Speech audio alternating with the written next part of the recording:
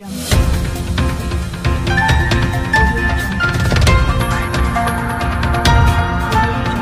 5 October 2024 रोजी 18वी राज्यस्तरीय आंतरमहाविद्यालयीन वाद्य स्पर्धेचं आयोजन करण्यात आलेलं आहे. गेल्या 17 वर्षापासून आम्ही अविरतपणे अखंडपणे ही स्पर्धा आम्ही आयोजित करत आहोत आणि यावर्षी या स्पर्धेचं 18 वर्ष आहे. या स्पर्धेमध्ये महाराष्ट्रातील नामवंत महाविद्यालयातील सर्वच महाविद्यालय सर्व विषयात सर्व महाविद्यालयातील विद्यार्थी यामध्ये सहभाग घेत असतात. आज या स्पर्धेमध्ये एकूण 30 संघांनी नोंदणी केलेली होती.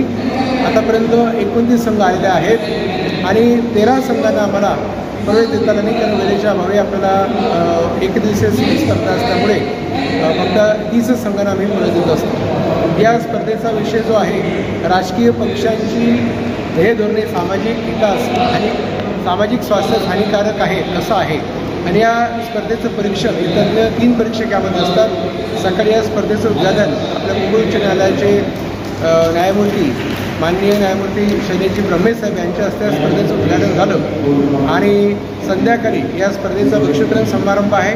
आपल्या महानगरपालिकेचे आयुक्त माननीय श्री जी शेट्टार साहेब आणि माननीय श्री अजय कुमार बन्सल साहेब जिल्हा पोलीस समिती जालना यांच्या प्रमुख उपस्थितीमध्ये संध्याकाळी 5:30 वाजता या तापडे नाट्यमंदिर सभागृहामध्ये बक्षीसवितरण समारंभ आहे.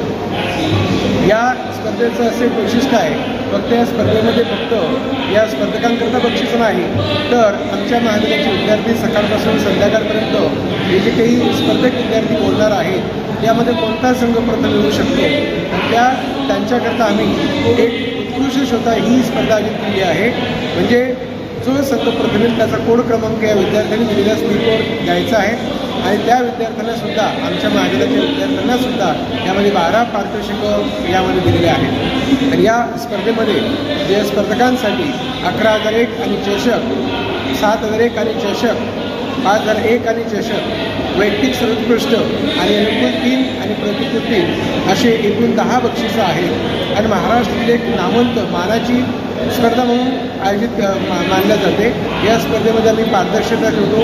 आमच्या महाविद्यालयात जरी संघ असला तरी अत्यंत ज्युनियर विद्यार्थी नवखे विद्यार्थी आम्ही या स्पर्धेमध्ये त्यांना उतरवतो जेणेकरून बाहेरच्या विद्यार्थ्यांना या महाविद्यालयामध्ये त्यांनी यायचं आहे स्पर्धेमध्ये भाग घ्यायचा आहे त्यांना बक्षीस मिळवायचं आहे हे आमचं उद्दिष्ट आहे आणि आमचं विधी महाविद्यालय आहे त्यामुळे आम्ही वाद्य स्पर्धा घेतो. निश्चितच या महाविद्यालयातील विद्यार्थ्यांचं युक्तिवादाचं कौशल्य विकसित व्हावं हे आमचं उद्दिष्ट आहे.